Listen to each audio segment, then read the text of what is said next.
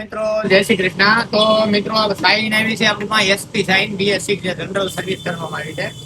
એની અંદર આ ડિસ્પ્લેમાં સેક engine light આવી ગયેલી હતી, પણ એ એરર બેટરીની હતી. તો એની બેટરી એકદમ ફેલ હતી, તો આપણે એમાં એક્સાઇડ કંપનીની બેટરી નાખી દીધી છે અને ગાડી આખી 0-0 સર્વિસ કરીને ભાઈને રાજસ્થાન હાકી જવાનું છે. 1.5 મહિના પહેલા એને વારો લખાવેલો હતો, તેનો વારો આવી ગયો છે. તો એ ગાડી આપણી પાસે સર્વિસમાં છે. આ ગાડી છે એક્ટિવા 3G. આમાં પણ બહુ લાંબો એવો ખર્ચો છે અને 0-0 સર્વિસ કરવામાં આવી છે, બરોબર. ત્યારબાદ આપણે આ ગાડી 125 cc એક્ટિવા BS6 છે, જે કોસંબાથી આપણે આ સલીમભાઈ આવ્યા છે.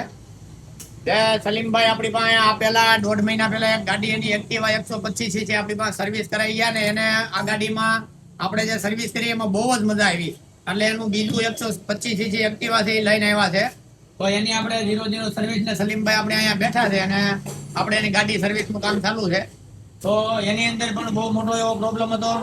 આજે એની વેરિએટર પ્લેટ, વેરિએટર પંખો, એનો બેલ્ટ બધું પૂરું થઈ ગયેલું છે. એનું ફિલ્ટર, બરોબર. એટલે આ બધું ગાડી હજી ટોટલ જેન્યુન 27,000 કિલોમીટર હાલી છે, પણ સલીમભાઈની ગાડી થોડીક દાબમાં હાલે છે. એટલે તેલના માલ સામાન ઉપાડે એટલે થોડું ઘણું એવું રહેવાનું છે, બરોબર. તો એની ગાડીની આપણે સર્વિસ કરીએ છીએ. આનું બેલ્ટ જોઈ લો, બેલ્ટ હાવ એટલે હાવ 0-0 પૂરો થઈ ગયો છે. આની અંદર હાવ કપાઈ ગયેલો, બરોબર. હવે આની દાંતી આ ખરવા માંડવાની છે, એટલે એ રીતનું છે. તો આપણે એમાં બેલ્ટ ઓરિજિનલ નાખી દીધો છે. પછી ત્યારબાદ આ ગાડી આપણી પાસે આવી છે સાહેબ, આપણે એક મિત્રની છે ને સર્વિસમાં લખાવેલી હતી ને આજ એનો વારો આવ્યો છે ને. આ ગાડી જેવી આપણે એ કોઈ ગાડી જોઈ નથી.